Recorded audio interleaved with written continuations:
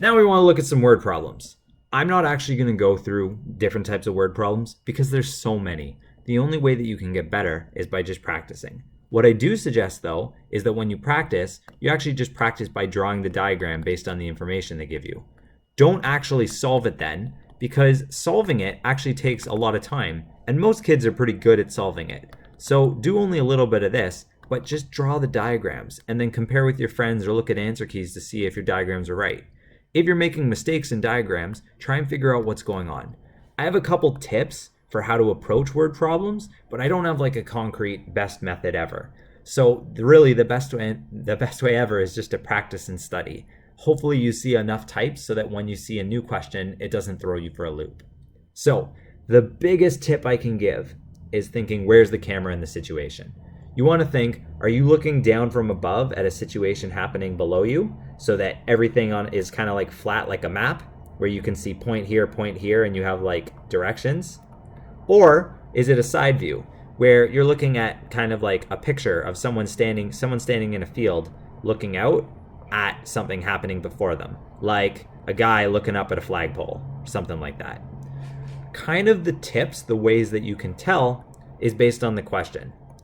If the question's giving directions, whether it's bearings or northeast, stuff like that, it's probably going to be a flat question, because you got to think, when you're going north, are you going up into the sky? No, it goes flat along the ground. If the question's giving you anything to do with height or anything to do with elevation, so a lot of times they'll give you angle of elevation or angle of depression, those are going to be the side view questions where you're looking at it from the side. The only exception to this is the stupid evil 3D questions.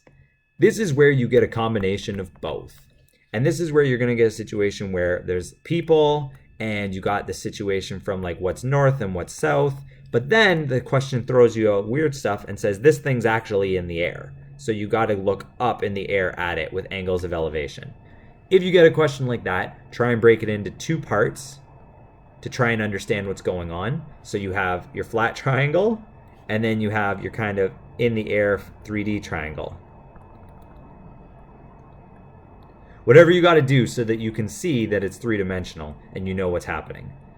Again, I'm not going to go through examples because there's so many, but I just need you to understand, practice different ones, try looking at the answers, and start simple. Where am I looking from? What's happening? Where am I putting the points? Also, don't be afraid to rearrange. Some questions are going to tell you, okay, I got A and B, and you draw it like that, and you realize that this point doesn't make any sense.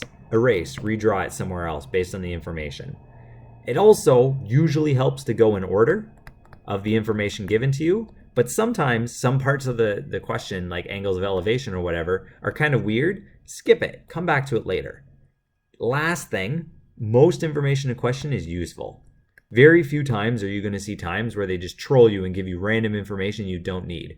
Every number should be on your diagram. If I realize I didn't say it, draw a diagram. If you don't draw a diagram, you're losing, first of all, potential marks, because a good diagram deserves marks. But second, you're just going to confuse yourself. Don't get confused. Do it properly with a diagram.